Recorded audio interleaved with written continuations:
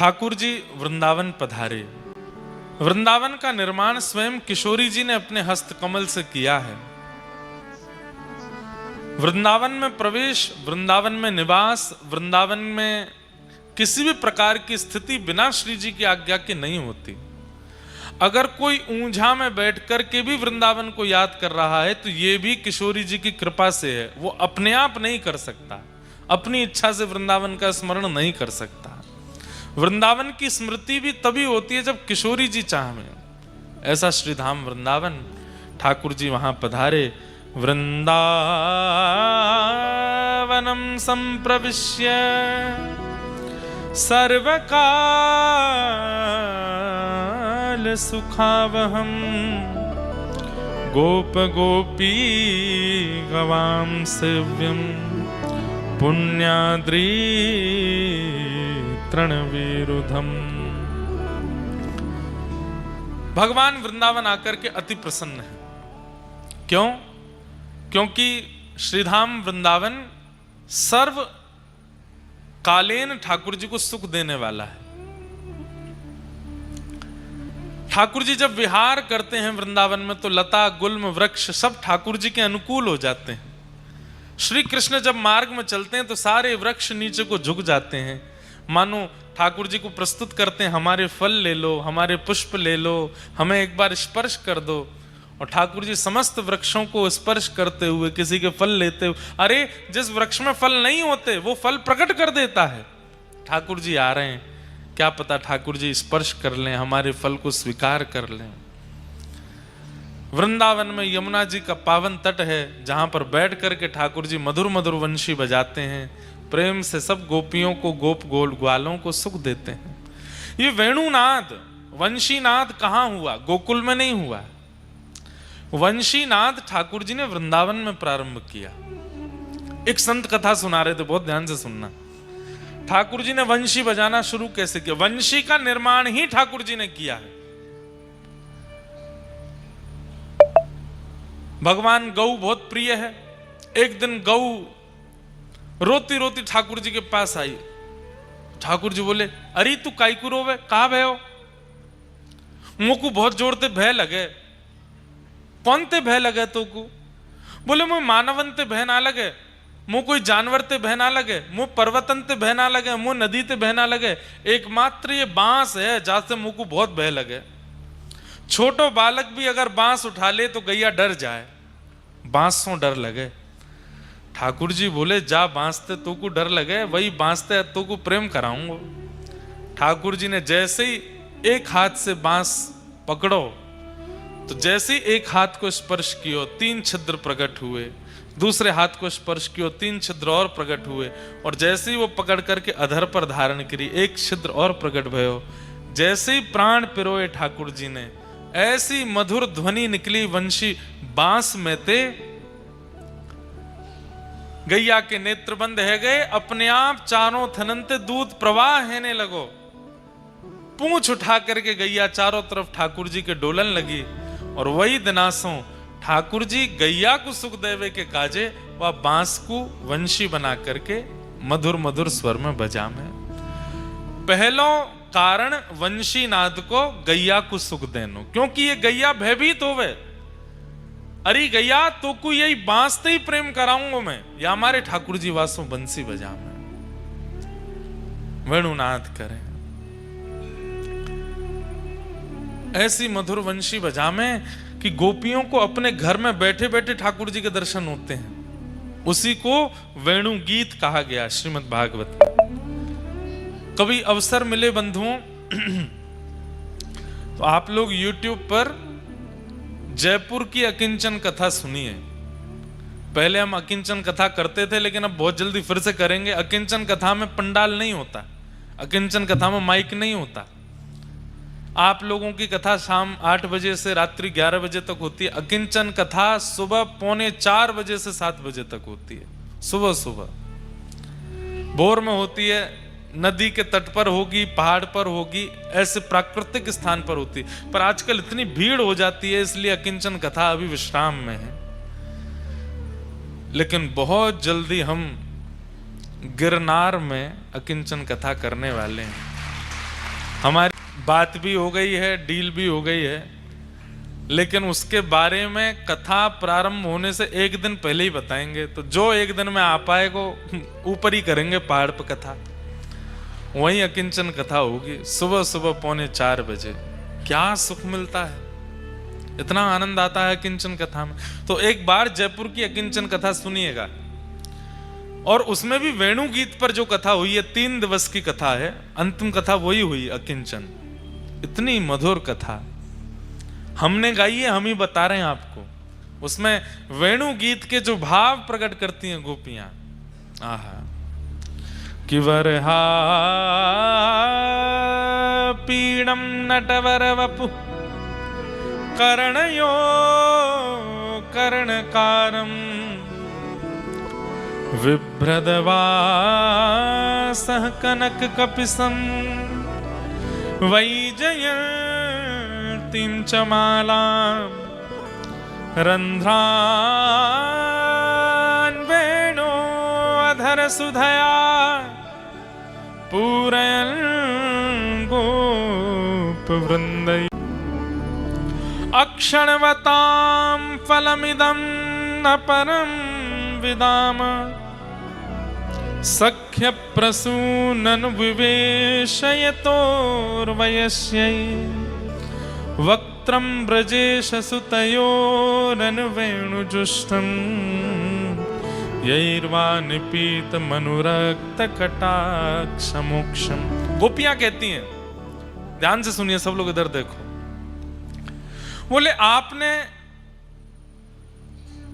त्रिभंग लली श्याम सुंदर देखे, आपने नवनीत प्रिया लाल देखे, आपने यशोदा के गोद के लाला देखे, नंद बाबा के गोद के लाला देखे, बलभद्र के संग खेलते भय लाला देखे, रास रचाते भय लाला देखे, किशोरी जी के संग लीला करते भय लाला देखे, लेकिन अगर आपने गौचारण करते हुए ठाकुर जी नहीं देखे तो आपने कुछ नहीं देखा।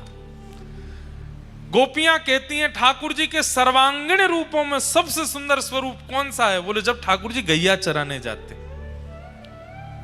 अक्षणवताम फलमिदम न परम विदाम।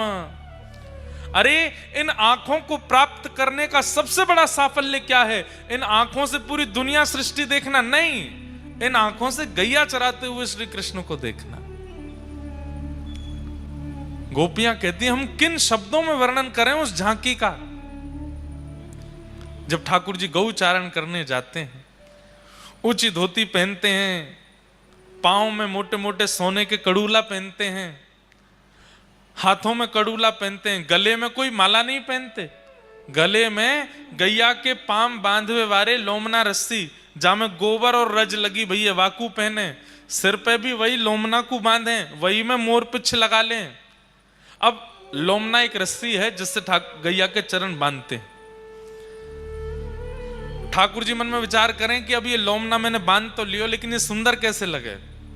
ठाकुर जी अपनो श्रृंगार भी बड़ो सुंदर करें, तो वह लोमना रस्सी को ऐसे बांध करके 2-3 परत बंजा में वाकी, सुबह के बीच बीच में कोई पुष्प लगा लें, कोई नीलो पुष्प, कोई पीलो पुष्प, कहीं सफेद पुष्प, कहीं सुंदर लड़ कोई जा रही होवे वाकू धर लें। ये तुलसी की मंजरियां निकली रहती है ना, इन मंजरियों को निकाल करके मोर पिच्छ के अगल बगल में लगा लेते हैं, ऐसी सुंदर झांकी बन जाती है। काजल लगा में मोटो मोटो ठाकुर जी यहां कान कान तक काजल जावे, कोई श्रृंगार नहीं, केवल छोटी सी धोती और कमर में सुंदर कारी कमरी बांध करके, और गैयान को हाँकते भय अरी कारी कहां को जा रही, अरी धौरी न कितकुआ, सब गैयान के नाम है। कोई को नाम श्यामा है, कोई को नाम कपिला है, सब गैयान के नाम बोलते बोलते ठाकुर जी चल रहे हैं। और जैसे ही ठाकुर जी गैया चरावे निकले हैं, सब गोपियां अपनी अपनी द्वार पर आकर के खड़ी हो जाती हैं उस झांकी को देखने के लिए। गायों में होड़ लगी है, कौन ठाकुर जी के बगल में चलेगो।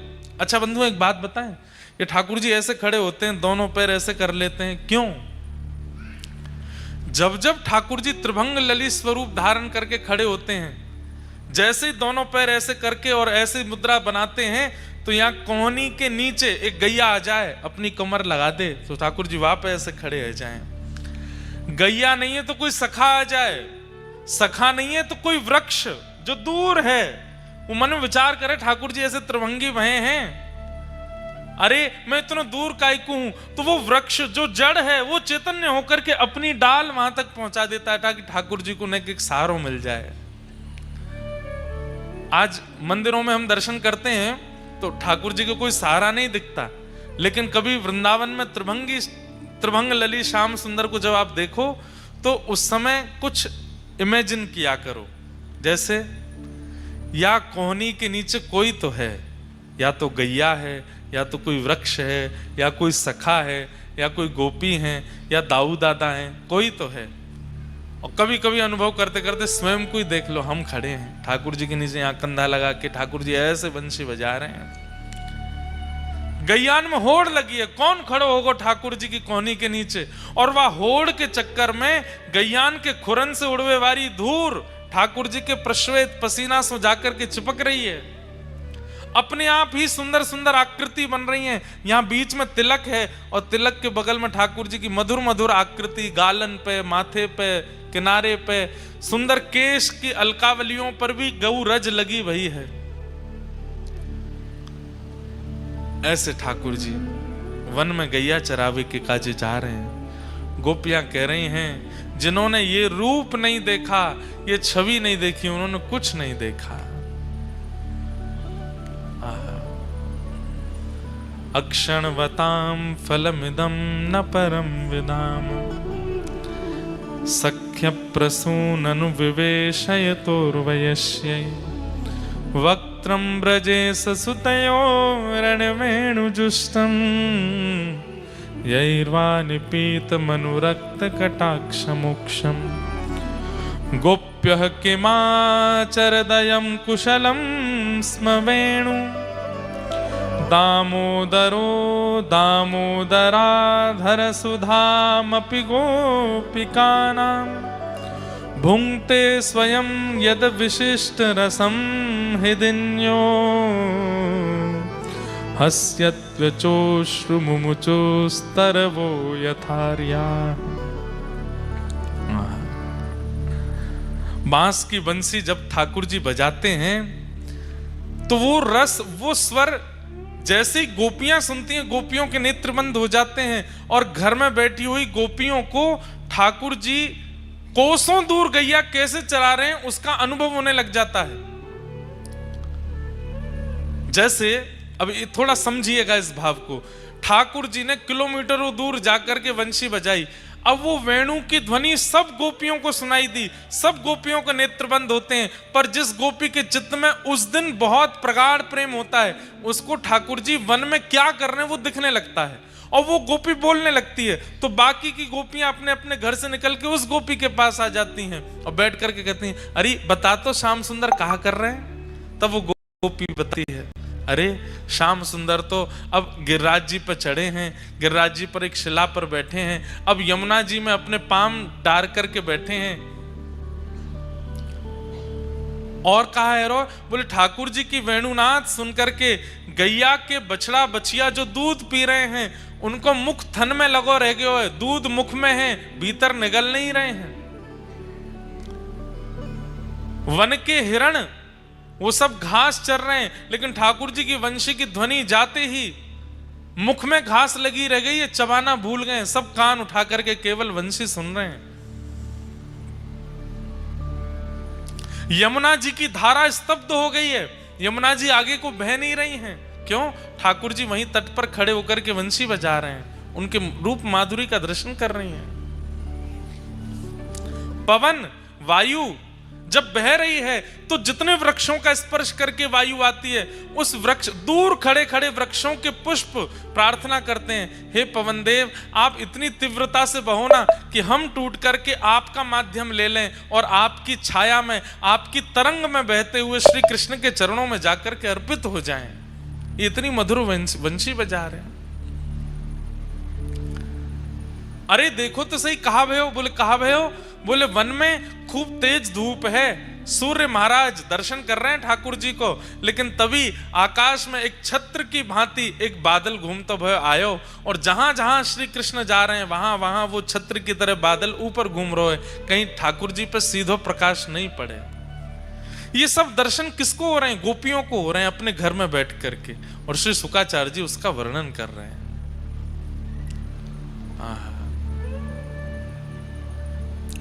ये वेणु गीत है।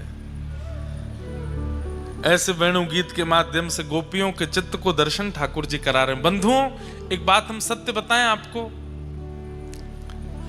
आज भी वेणु गीत संभव हो सकता है। आप ऊंझा में बैठे हैं, अहमदाबाद में बैठे हैं, बड़ोदरा में बैठे हैं, कहीं भी बैठे हैं, आपका प्रेम और भाव ठाकुर जी के प्रति अगर प्रगाढ़ है तो आप जहां बैठे हैं वहां बैठ करके केवल सत्संग सुनने लग जाइए, नेत्र बंद करके। आचार्य की वाणी, संतों की वाणी आंख बंद करके सुनिए और चिंतन करिए कि आज राधा रमण जी कैसे लग रहे होंगे। महापुरुष की वाणी सुनते रहो। महापुरुष की वाणी क्या है? वंशी है। उसकी वाणी सुनते सुनते सुनते सुनते आप चिंतन करो, आज ऐसी पोशाक होगी, आज ऐसा मुकुट होगा, आज ऐसी माला होगी, आज ऐसी पिछवाई होगी, आज ऐसा सन्मुख औलाई का भाव होगा, आज ऐसे गोस्वामी जी आरती कर रहे होंगे। सब अपने मन में चिंतन कर लो, और फिर सोशल मीडिया पे कहीं ना कहीं फोटो आ ही जाता है, धीमे से जाकर के कहीं ढूंढो कि आज कैसे दर्शन थे। अगर आपके चिंतन से दर्शन मिलने लग जाएं तो समझ जाना कि आप भी वेणु गीत की एक गोपी बन गए हो। बस एक वेणु का आश्रय चाहिए। वेणु क्या है? कथा वक्ता की वाणी, आचार्यों की वाणी, जो वो सत्संग सुधा अपनी कथा में कहते हैं, वो वंशी ही है। उसको वेणु के माध्यम से, वेणु का भाव रख करके सुनो। आप कथा सुनते हैं, अपने घरों पर सुनते हैं, गाड़ियों में सुनते हैं, इसी भाव से सुनो कि ठाकुर जी की वंशी है, मुरली है, वंशी है, वेणु है, अलग अलग प्रकार हैं। कोई बहुत बड़े महापुरुष हैं जो ज्ञान वैराग्य की चर्चा करते हैं, उनके प्रति भाव रखो, ये वंशी हैं। कोई बड़ी रसभरी चर्चा करते हैं, ठाकुर जी की मधुर मधुर लीला सुनाते हैं, ये वेणु हैं। कोई थोड़ी ज्ञान वैराग्य की भी बात करते हैं, रसभरी चर्चा भी करते हैं, मधुर मधुर संगीत भी सुनाते हैं, ये कौन? ये मुरली हैं। और यही भाव रखो, अब वंशी सुन रहे हैं, अब वेणु सुन रहे हैं, अब मुरली सुन रहे हैं।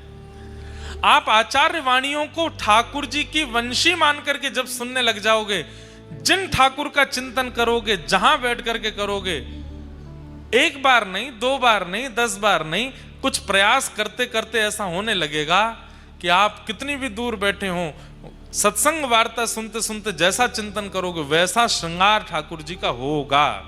आपको वहीं बैठ के अनुभव हो जाएगा। ताज बेगम कथा आती है,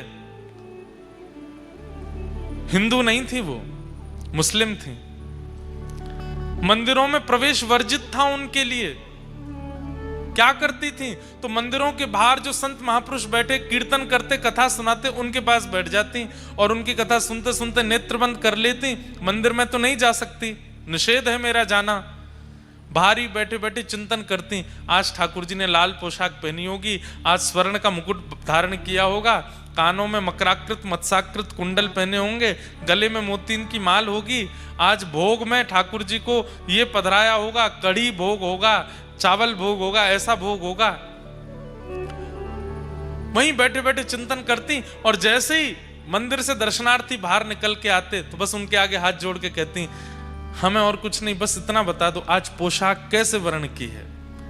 और जैसे ही वो आके कहता, आज तो ठाकुर जी ने लाल वर्ण की पोशाक पहनी, बस वहीं ताज बेगम नृत्य करने लगती कि मैं भले भीतर नहीं जा पाती पर ठाकुर मोह बाहर आके दर्शन कराए थे। आचार्य वाणी क्या है? सत्संग सुधा क्या है? कथा वार्ता क्या है? ये ठाकुर जी की वंशी ही है। इसको वेणु मान करके सुनो, और वेणु में भी ऐसी भावना रखो। बंधुओं, एक बार के प्रयास से वो वेणु जैसा अनुभव नहीं कराएगी, समय देना पड़ेगा, साल भर भी लग सकता है, पर भावना आपको धारण करनी पड़ेगी कि ये वक्ता की वाणी वेणु है, यही ठाकुर जी की वंशी है। सुनते सुनते सुनते सुनते एक दिन ऐसा आएगा आपको शब्दों में स्वर का अनुभव होने लगेगा और शब्दों में ही ठाकुर जी का दर्शन होने लगेगा, अनुभूति होने लगेगी और उसी अनुभूति से एक दिन साक्षात्कार हो जाएगा ठाकुर जी के उस मधुर स्वरूप का।